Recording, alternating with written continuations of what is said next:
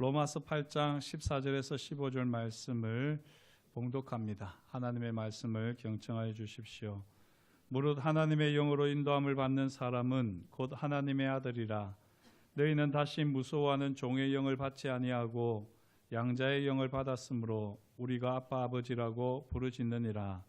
아멘. 이 말씀으로 함께 은혜를 나누겠습니다. 먼저 기도합니다. 하나님 아버지, 세상에 속한 모든 것들을 십자가 앞에 내어놓고 오직 주님의 말씀 앞에 씁니다. 말씀으로 지치고 상하고 깨어진 우리의 심령을 만져주시옵소서. 다 죽어가는 것만 같은 우리가 주의 말씀으로 살아나게 하여 주옵시고, 다시 한번 부활의 주님과 함께 멋진 삶을, 아름다운 삶을 열어가는 이 시간 되어지게 하여 주옵소서. 말씀을 전하는 자나 듣는 자가 성령 안에서 하나 되게 하옵시고, 부족한 사람의 죄와 허물은 십자가 보혈로 덮어주옵시고, 오로지 주님의 말씀만이 경험되어지며 주님의 만져주심만 경험되어지는 복된 시간 되게 하여 주옵소서. 모든 것을 감사드리오며 예수님의 이름으로 기도드립니다. 아멘. 볼비라고 하는 심리학자를 아십니까? 이 볼비라고 하는 심리학자가 이 애착 이론을 만들었고요. 메리 에인스워스라고 하는 이 또 학자가 낯선 상황 실험을 통해서 애착 유형을 체계화했습니다. 이 낯선 상황 실험이라고 하는 것은 아기와 엄마가 함께 재밌게 놀고 있는데 갑자기 낯선 사람이 방에 들어옵니다. 그리고 잠시 있다가 엄마가 사라지게 되는 거예요. 아이가 당황스럽겠지요. 그렇게 있는 상황에서 이 아이가 어떻게 반응하는지, 그리고 얼마 있지 않아서 다시 엄마가 돌아오게 되었을 때 그때 또 아이가 어떻게 반응하는지에 따라서 이 네 가지 애착 유형을 정리할 수 있다고 합니다. 이 어릴 때 어떤 애착 유형을 가졌느냐에 따라서 사실은 성인이 되어서도 그 애착 유형이 그대로 발전하기 마련입니다. 성인 애착 유형 자가 진단 질문인데요. 네 가지를 한번 말씀드리겠습니다.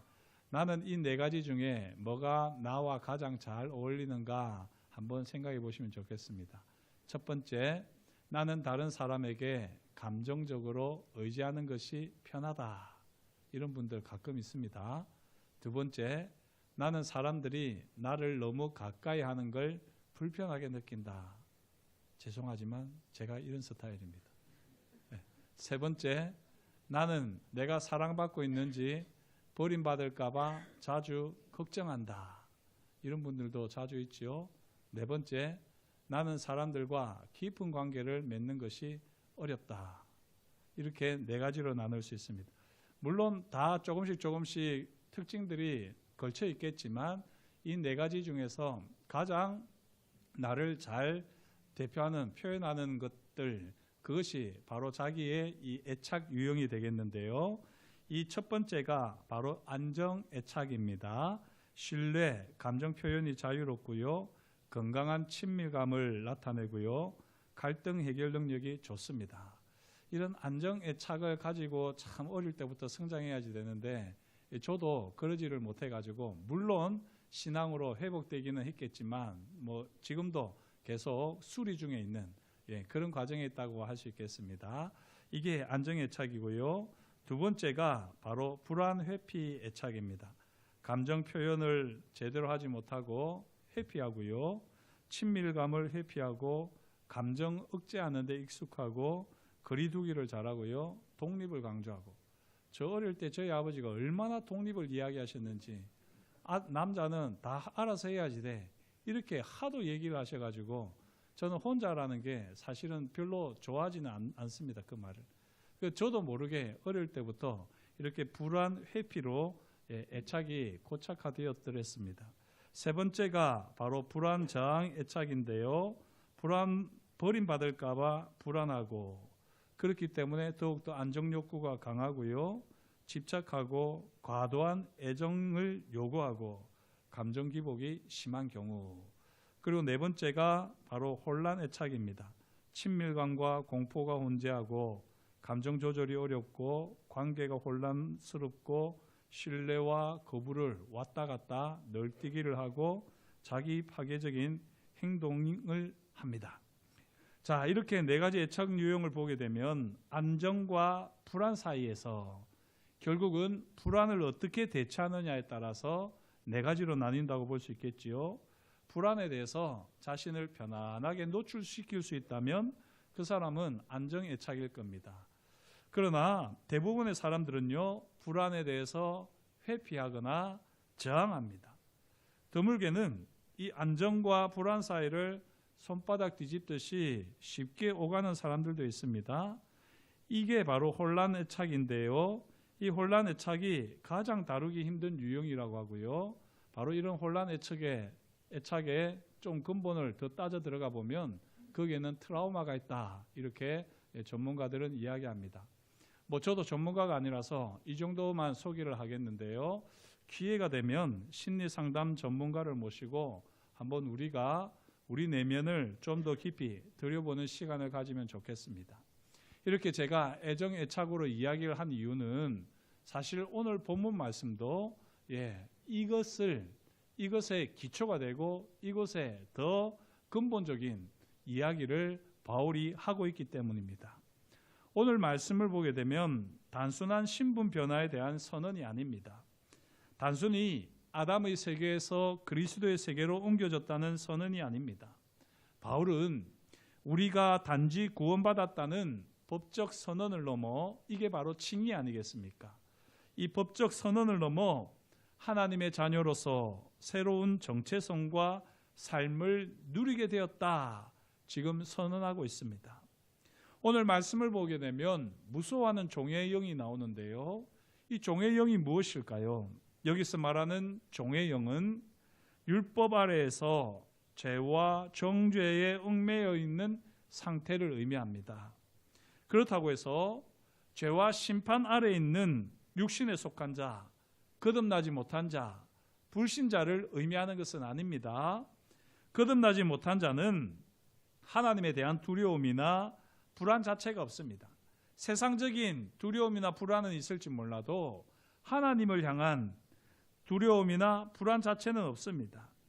아담의 세계에서 그리스도의 세계로 옮겨졌지만 여전히 죄의 영향력 아래에 있어서 하나님을 향하여 불안하고 두려워하는 사람, 이게 바로 종의 영이 역사하는 사람입니다.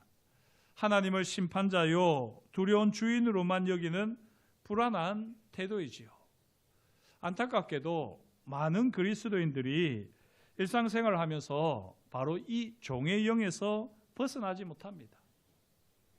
하나님이 나를 벌하실까 봐 두렵고 나는 늘 부족하다고 느끼고 사랑보다는 불안한 책임감으로 신앙생활을 합니다. 이게 다 사실은 종의 영의 이끌림을 받고 있는 거지요. 혹저와 여러분들이 이 종의 영의 영향력 아래에 있다고 하면 오늘 말씀을 통해서 이제는 새로운 삶을 살아낼 수 있으면 참 좋겠습니다. 하나님을 향한 거룩한 두려움 당연히 필요합니다. 불안 필요하기도 합니다. 하지만 거기 너무 오래 머물러 있으면 결국에는 우리가 신앙생활 하는데 성장이 없고 성숙하기 어렵습니다. 우리는 이 바로 종의 영에서 다음 양자의 영으로 옮겨져야 되는 거죠. 자, 그렇다면 양자의 영은 무엇일까요? 양자의 영은 하나님의 성령이 우리 안에 거하시면서 우리가 하나님의 자녀로서의 신분에 맞는 친밀함을 누리게 합니다. 여기서 바울은 유대인뿐 아니라 로마 사회에서 통용되던 입양이라고 하는 개념을 사용하지요. 그래서 양자의 영이라 이렇게 표현을 하는데요. 고대 로마에서 입양은 단순한 보호가 아니라 완전한 법적 상속자가 된다는 의미입니다. 아버지는 입양한 자녀에게 자신의 이름과 재산과 지위를 모두 넘겨줍니다. 우리는 예수 그리스도를 믿음으로 성령 안에서 하나님의 자녀로 입양되었습니다. 하나님의 이름, 하나님의 나라, 하나님의 자녀되는 권세, 우리 모두 넘겨받았습니다. 저와 여러분들은 아직도 종의 영으로 살아가고 계십니까? 양자의 영으로 살아가고 계십니까? 성령께서 우리 가운데 양자의 영으로 역사하십니까? 종의 영으로 역사하십니까? 때로는 우리가 세상에 파묻혀 살아가는 것 같고 여전히 죄가 우리 가운데서 역사하는 것 같아서 성령께서 우리에게 거룩한 두려움을 주시고 불안을 주시기도 하겠지만 그게 너무 오래되면 안 되는 거죠. 우리는 다 성령께서 양자의 영으로 역사하는 가운데 하나님과 더욱더 친밀한 관계를 맺어가는 그리스도인이 되어야 할 줄 믿습니다. 하나님의 자녀라는 사실이 얼마나 감격적인지 헤아려 보셨습니까? 여기 하나님의 자녀가 아니신 분 한번 손들어 보십시오. 예, 혹시나 손들까 봐 깜짝 좀 두려웠는데 아무도 안 드셔서 너무 감사합니다. 우리는 다 하나님의 자녀지 않습니까? 근데 하나님의 자녀라는 것을 들어서 그렇구나라고 여기는 사람도 있고요. 또 내가 하나님의 자녀라는 것을 깨달아 알아가는 사람들이 있습니다. 이 하나님의 자녀라고 하는 이 이해 정도는 우리의 성장과 성숙에 따라서 완전히 차이가 있습니다.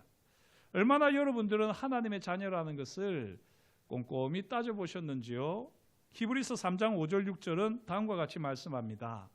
또한 모세는 장래에 말할 것을 증언하기 위하여 하나님의 온 집에서 종으로서 신실하였고 그리스도는 하나님의 집을 맡은 아들로서 그와 같이 하셨으니 우리가 소망의 확신과 자랑을 끝까지 굳게 잡고 있으면 우리는 그의 집이라. 이 말씀은 조금 결은 다릅니다만 여기서 분명하게 모세는 종, 예수님은 아들로 구별됩니다. 이 대조는요, 지위, 신분의 차이를 말하는 것입니다. 그렇다고 해서 모세가 하나님의 은혜나 구원을 누리지 못했느냐? 그건 결코 아닌 겁니다. 그죠?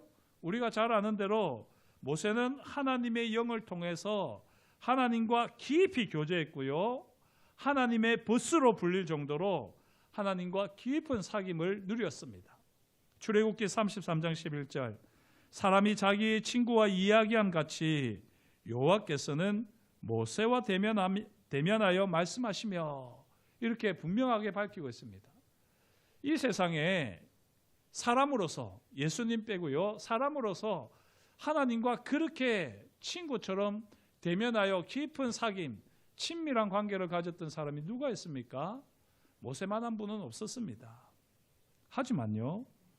모세는 하나님을 아버지라 부르지 못했습니다.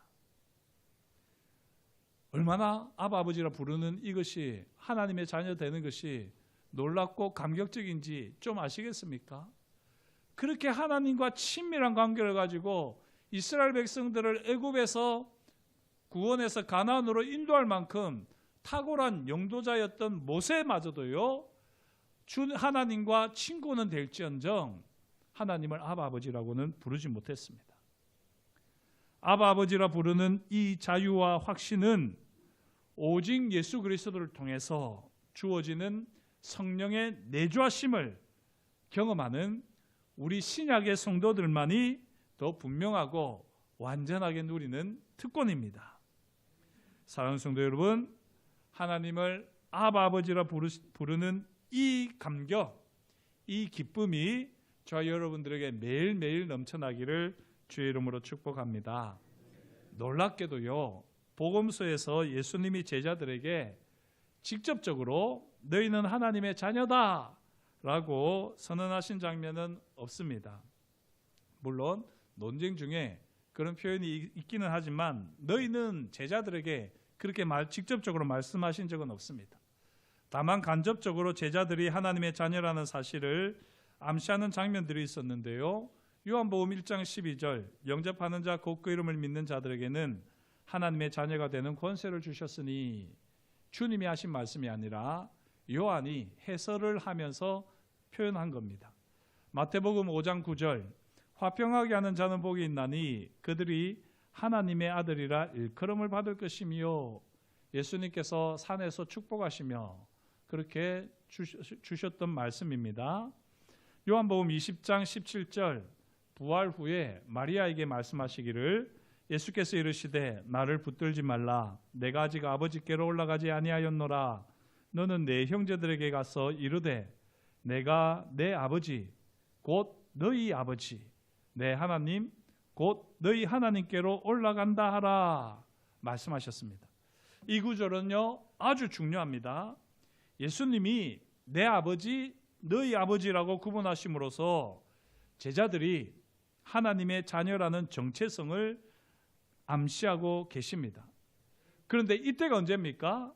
이때는요 십자가와 부활을 통하여 모든 것을 이루신 때입니다. 이때가 이르기 전까지는 여전히 너희는 하나님의 자녀다라고 하는 직접적인 표현을 주님께서는 하시지 않으셨습니다.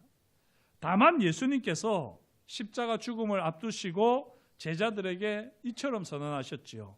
요한복음 15장 15절 이제부터는 너희를 종이라 하지 아니하리니 종은 주인이 하는 것을 알지 못함이라. 너희를 친구라 하였노니 내가 내 아버지께 들은 것을 다 너희에게 알게 하였음이라.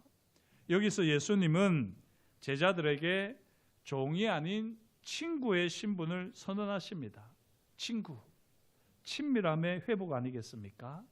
하나님의 구속 역사가 이루는 이 관계 회복, 종에서 자녀로 바뀌어질 때 그 중간 단계에 친구가 있습니다. 가만히 보면 주님께서 십자가와 부활을 통해서 다 이루시기까지는 종에서 친구로 발전할 수는 있지만 친구에서 아들이 되지는 않습니다. 자녀가 되지 않았습니다. 물론 말씀하셨죠. 화평케 하는 자가 하나님의 아들이라 그름을 받을 것이다.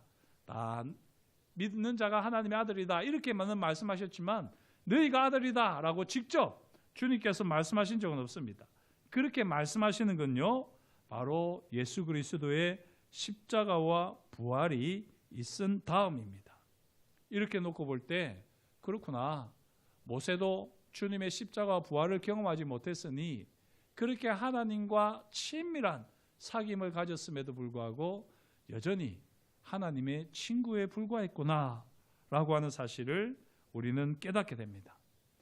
하나님의 아들, 하나님의 자녀라는 표현은요 성령이 오신 다음에 양자의 영이 우리 속에 내주하신 다음에 비로소 불리어지는 표현입니다. 예수님은 십자가와 부활을 통하여 다 이루신 후 비로소 마리아에게 말씀하셨습니다. 내 아버지 곧 너희 아버지. 이것은 단순한 관계의 진전이 아닙니다. 성령 강림을 통해서 이루어질 근본적인 변화를 예고하시는 주님이십니다. 성령께서 오셔서 우리 마음에 계실 때, 우리 마음에 내주하실 때 제자들은 하나님을 아바, 아버지라 부르며 진정한 자녀로서 하나님을 아버지로 대하게 됩니다. 저와 여러분들이 하나님을 아저씨라고 부르는 분 없잖아요. 그러니까 성령님이 우리 안에 계신 겁니다. 그렇지만 내가 정말 하나님을 아버지라 부를 때 하나님이 내게 어떻게 반응하시는가, 그게 좀 궁금하지 않으십니까? 성령님을 통해서 아바, 아버지라 부를 때마다 더 깊이 하나님과의 친밀함을 경험할 수 있기를 축복합니다. 그러려면 저와 여러분들이 꼭 하셔야지 되는 것이 먼저 있습니다. 십자가와 부활을 더 깊이 경험하셔야지 됩니다. 우리가 십자가를 깨닫는 만큼, 더 깊이 깨닫는 만큼 아빠, 아버지라고 부를 때 그 깊이는 달라집니다. 부활의 영광과 능력을 우리가 체험하는 만큼 아빠, 아버지라고 부르는 그 온도는 차이가 있습니다. 저와 여러분들이 날마다 주와 함께 죽고 주와 함께 살아나는 이 신령한 체험들을 통해서 하나님 아버지를 아빠, 아버지라 부를 때 우리 심령이 회복되어지고 주변에 있는 많은 사람들에게도 감동을 주는 하나님의 자녀로 살아갈 수 있기를 축복합니다. 바울은 갈라디아서 4장 6절에서도 강조합니다.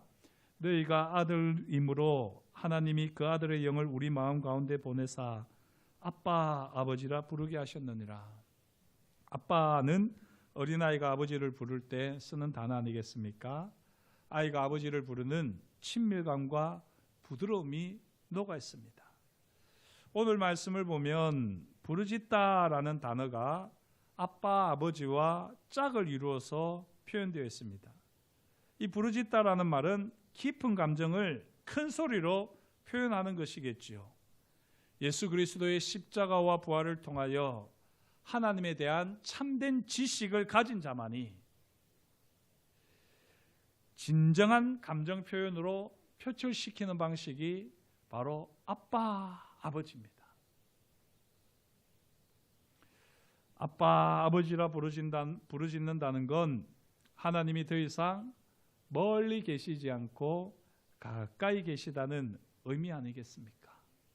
자연스럽게, 자신감 있게, 따뜻하게, 때로는 간절하게 탄식하며 하나님께 마음을 쏟아내는 가장 좋은 방법이 아빠, 아버지입니다. 성령은 우리가 하나님을 아빠, 아버지라 부를 수 있도록 우리 가운데서 역사하십니다. 사랑하는 성도 여러분, 혹시 여전히 종처럼 살고 계시지는 않습니까?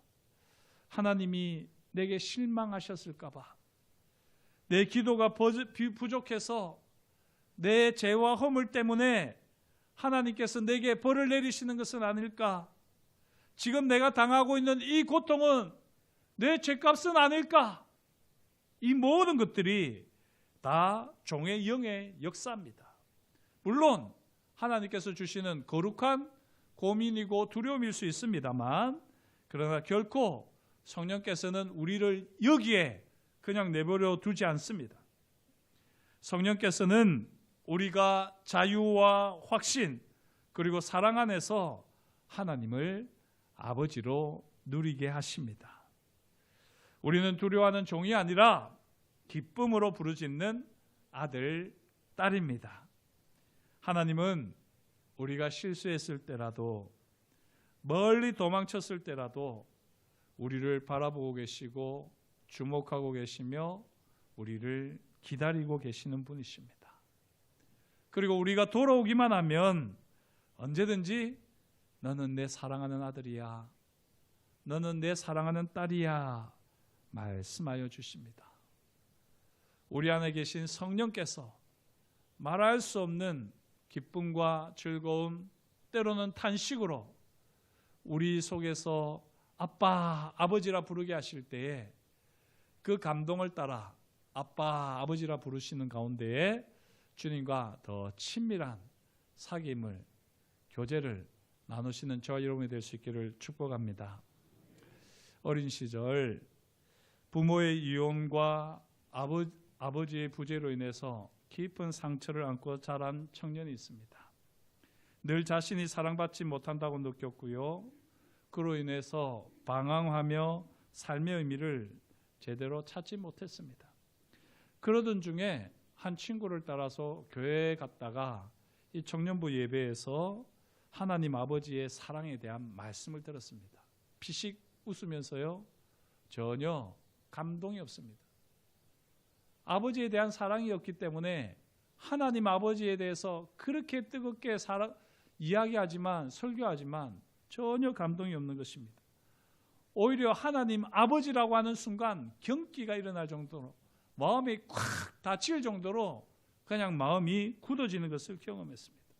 그런데요, 계속해서 말씀을 듣고 계속해서 공동체의 사랑을 받으면서 하나님을 아버지라 부르는 가운데에 아버지에 대한 마음이 달라진 겁니다. 그러고 나서는 하나님 아버지, 아빠 아버지 부르는 가운데 그가 하나님이 구체적으로 함께 하시고 역사하시는 것을 경험하면서 육신의 아버지에 대한 마음도 다 녹아지기 시작했습니다. 그리고 나서야 비로소 자유와 사랑을 경험하게 되고요, 그 감동을 가지고 많은 사람들에게 하나님은 아버지시다, 아빠 아버지라 부를 때에 하나님께서 구체적으로 어김없이 틀림없이 역사하신다, 이렇게 자신의 삶을 변화된 삶으로 간증하는 이 성도님을 제가 본 적이 있었습니다. 우리의 삶도 이래야 되지 않겠습니까? 하나님은 우리를 종이 아닌 자녀로 부르셨습니다. 우리는 더 이상 두려움에 사로잡힌 종이 아니라 사랑받는 자녀입니다. 하나님의 영, 양자의 영을 통해 우리는 하나님을 아빠, 아버지라 부를 수 있습니다. 언제든지 어디서든지 항상 아빠, 아버지라 부를 수 있습니다. 이 놀라운 특권을 누리며 하나님의 사랑 안에서 자유와 평안, 기쁨을 누리시기를 주의 이름으로 축복합니다. 기도하겠습니다. 하나님 아버지, 우리는 종의 영으로 두려움 가운데 살던 자들이었습니다. 하나님 앞에 서는 것이 두려웠고 사람들과의 만남이 우리를 위축해 하고 움츠러들게 할 때도 있었습니다. 그러나 이제는 성령님을 통해 하나님의 자녀가 되었음을 확실하게 믿습니다. 우리가 아빠, 아버지라고 하나님을 부를 때에 우리 안에서 역사하시는 성령께서 오늘도 우리가 아버지의 사랑을 확실하게, 분명하게 누리게 하시고 담대히 언제든지 어디서든지 항상 하나님을 아빠, 아버지라 부르게 하시는 줄 믿습니다. 성령 하나님께서 우리 가운데 늘 역사하시듯이 그렇게 우리 삶의 자리에서 하나님을 아바, 아버지라 부르는 그 은혜가 날마다 넘치게 하여 주시옵소서. 그렇게 일하실 것을 인하여 감사를 드려오며 예수님의 이름으로 기도드립니다. 아멘.